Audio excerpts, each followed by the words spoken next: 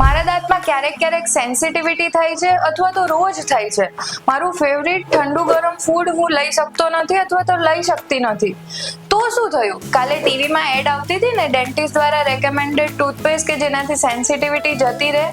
તો ના, એવું નથી. હું ડેન્ટિસ્ટ તરીકે તમને સલાહ આપું છું કે દાંતમાં સેન્સિટિવિટી ત્યારે જ થાય જ્યારે આપણા દાંતનું ઇનેમલ એટલે કે સૌથી ઉપરનું લેયર કોઈ બી કારણોસર ઘસાઈ ગયેલું હોય અથવા તો ડેમેજ થયું હોય.